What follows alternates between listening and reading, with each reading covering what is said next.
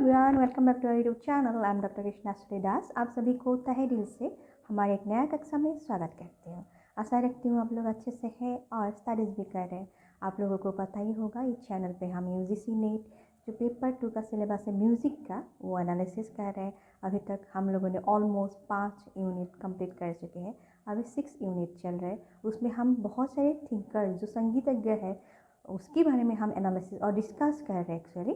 और उन लोग का जो योगदान है संगीत के ऊपर, वो कैसे उन लोग का एम्फेसिस है, कितने सारे उन लोग का योगदान है, वो जानने के लिए प्रयास कर रहे हैं। और साथ ही साथ जानने के लिए प्रयास किया हमारे जो संगीत का इतिहास प्राचीन काल में कैसे विकास हुआ, मध्यकाल में कैसे ये संगीत का विकास हुआ, और साथ ही साथ आधुनिक काल में जो संगीत का अभी कैसा परिस्थिति है, कैसे विकास चल रहे हैं, उसके बारे में भी हमने जानने के लिए प्रयास किया थोड़ा बहुत। आज हम जानने के लिए प्रयास करेंगे हमारे एक दिग्गज संगीतज्ञ, एक नहीं 2-3 हम लेके आएंगे संगीतज्ञ जिनका जो योगदान है हमारे शास्त्रीय संगीत के और हमारे जो भारतीय संगीत में, तो उसको हम उनके लिए हम आभार रहेंगे हमेशा के लिए। जो उन लोगों ने किया है, ये जो प्रख्यात प्रसिद्ध संगीतज्ञ हैं, उन लोगों ने हमारे भारत के जो संगीत के विकास के दौर में जितने योगदान किए हैं, उनको अगर हम एक क्लास में समेटने के लिए प्रयास करें, संभव नहीं है। लगभग बहुत सारे क्लासेस लगेगा, लेकिन आज हम कम समय में थोड़ा बहुत आप लोगों के लिए लेके आए हैं। आशा रखूँगी आप लोगों के लिए ये बेनिफिशियल होगा। आज हम जानने के लिए प्रयास करेंगे पंडित विष्णु दिगंबर पुलस्कर जी के बारे में। आप लोगों ने इनके नाम सुने हैं, इनके योगदान के बारे में भी जाने हैं थोड़ा बहुत। हम उनकी जो जीवनी और उनकी जो लेखन है उसके बारे में भी हम गौर करने के लिए प्रयास करेंगे। ये जो पंडित विष्णु दिगंबर पुलस्कर जी हैं, उनका जन्म कब हुआ था? 1872 में 18 अगस्त में महाराष्ट्र में हुआ था। जिन्होंने भारतीय जो संगीत है इसके ऊपर और इसके एक विकास के दौर में महत्वपूर्ण योगदान दिया है। मैं पहले ही बोल चुकी हूँ और आप लोग ये जानते भी हैं। उन्होंने बहुत सारे बुक लिखे हैं। उससे पहले जान लेते हैं पुलस्कर जी जो है उसका जो संगीत का कैसे उनका स्टडीज़ और संगीत का जो ट्रेनिंग और उसका कैसे शुरुआत हुआ, उसके बारे में हम जान लेते हैं। संगीत के जो ट्रेनिंग हम कह सकते हैं और संगीत के जो विकास के क्षेत्र में उनके जो विकास के क्षेत्र में उनको उनके घर में ही उसका एक माहौल मिले थे। उनके पिता दिगंबर गोपाल पुलस्कर जी खुद एक संगीतज्ञ थे। उनको बहुत संगीत में रुचि थे और वो क्या करते थे, धार्मिक जो भजन कीर्तन ये सब क्या करते थे। तो संगीत का जो एक माहौल घर में ही उनको मिला था, तो उस बचपन से ही वो संगीत के प्रति उनका रुझाव बढ़ते गया और धीरे धीरे करके वो संगीत सीखने लगे। और ऐसे ही बोलते हैं ना, संगीत उनके खून में ही थे और धीरे धीरे करके वो संगीत की तरफ उनका रुचि बढ़ने लगे। पुलस्कर जी ने जो अनुष्ठानिक जो शिक्षा है जो संगीत का, इसका शिक्षा ग्रहण किया था पंडित बालकृष्ण बुआ जी से। उनसे ही संगीत का शिक्षा ग्रहण करके कंप्लीट किया उन्होंने उनसे ही बालकृष्ण बुआ जी से। और जब भी उन्होंने संगीत का शिक्षा समाप्त किया अराउंड 1896 में, उन्होंने संगीत का जो अनुष्ठानिक शिक्षा है उसको कंप्लीट किया। और इस टाइम में हमें एक बात बोलना पड़ेगा, जो इस दौरान में जो उनका जो काल थे, उनका जो पीरियड थे, हमारे जो भारतीय संगीत थे एक बहुत ही क्रिटिकल कंडीशन में थे। लगभग जो हमारे जो भारतीय जनसाधारण है उनका भी भारतीय संगीत के प्रति जो रुझाव थे धीरे धीरे करके कम होने लगा था। और इस सब जब खुद देखते थे पुलस्कर जी ने, उनका मतलब ये जो बचपन में एक छोटा सा बच्चा थे, उनको भी अच्छा नहीं लगता था, दुख होते थे अंतर में। तो धीरे धीरे सोचने लगा मैं कैसे हमारे जो भारतीय संगीत का विकास में कैसे अपना योगदान दूँ, वो सोचने लगा। और जब भी उनका अनुष्ठानिक जो शिक्षा कंप्लीट हुआ 1896 के दौरान, उन्होंने उसके बाद ही भारतीय संगीत के विकास के दौर में अपना जितने हो सके प्रयास करने लगे।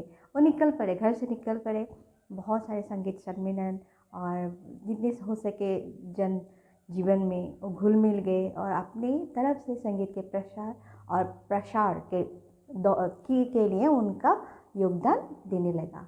आप लोगों को बता के हमें खुशी महसूस हो रही है ये जो पंडित दिगंबर पुलस्कर जी हैं, उन्होंने लगभग 70 संगीत रिलेटेड ग्रंथ लिखा है। और ये जो ग्रंथ है बहुत ही पॉपुलर ग्रंथ है। ये इसके नाम है, जैसे हो गया संगीत बाल प्रकाश, एक बहुत ही महत्वपूर्ण ग्रंथ है। राग प्रवेश, संगीत बाल बोध, ये सब ग्रंथ दिगंबर पुलस्कर जी ने ही लिखा हुआ है। अभी जानने के लिए प्रयास करते हैं पंडित विष्णु नारायण भातखंडे जी के। एक पॉपुलर रिनाउंड नेम है कि नहीं? आप लोगों ने भातखंडे जी के बारे में भी नाम सुने हैं। ये जो पंडित विष्णु नारायण भातखंडे जी है, ये हिंदुस्तानी शास्त्रीय संगीत के प्रसिद्ध विद्वान थे। हमारे शास्त्रीय संगीत के पुनर्जागरण का इनको अग्रदूत कहा जाता है। उनका जो योगदान है एक अलग प्रकार के ही थे। वो संगीत के विकास के दौर में अपने तरफ से जी जान लगा दिया था। उन समय में उनका जन्म हुआ था जब संगीत के, हमारे भारतीय संगीत के एक दुखजनक परिस्थितियों से गुजर रहे थे।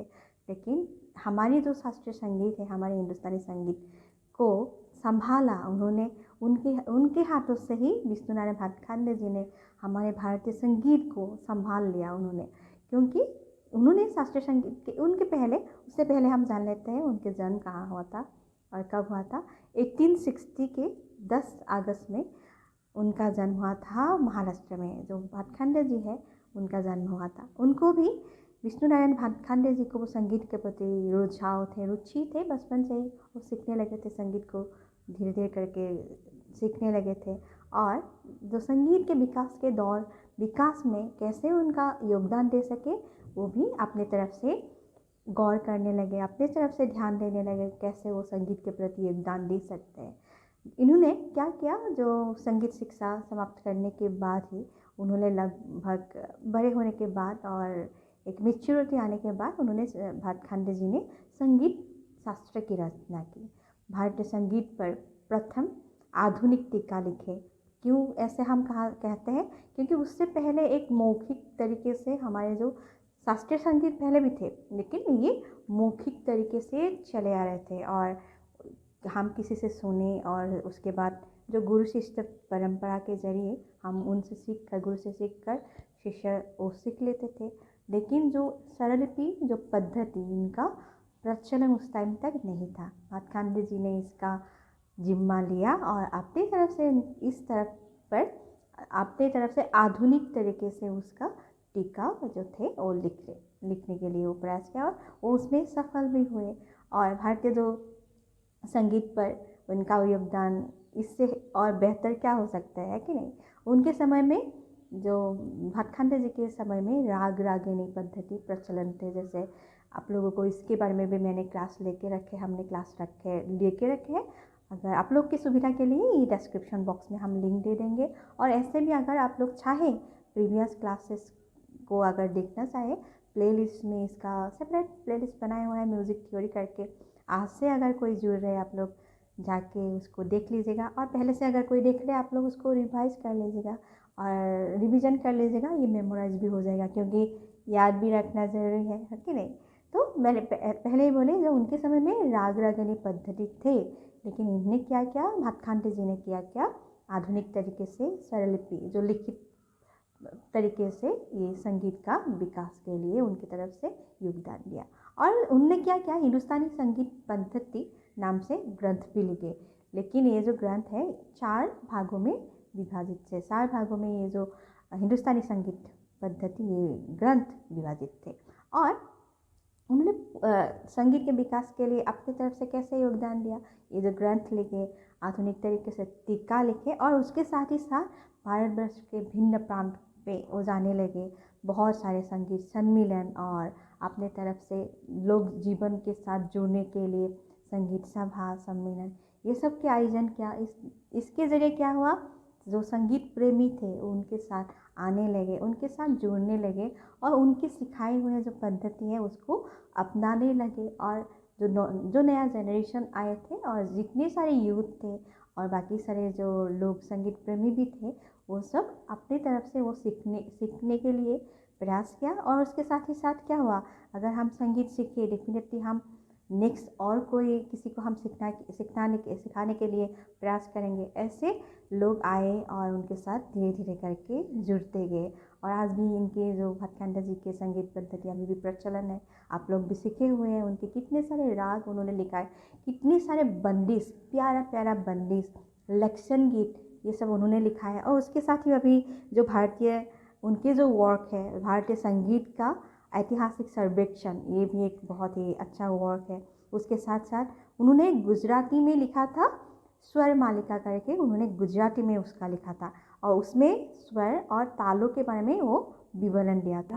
तो आज के लिए कक्षा को हम इतने तक ही रखते हैं। आज के क्लास में हम लोगों ने 2 दिग्गज पंडित संगीतज्ञ के बारे में जानने के लिए प्रयास किया। पंडित विष्णु दिगंबर पुलस्कर जी और विष्णु नारायण भातखंडे जी 2 प्रख्यात संगीतज्ञ हैं, जिन्होंने हमारे शास्त्रीय संगीत का और हिंदुस्तानी और हमारे संगीत के विकास में अमूल्य योगदान दिया है।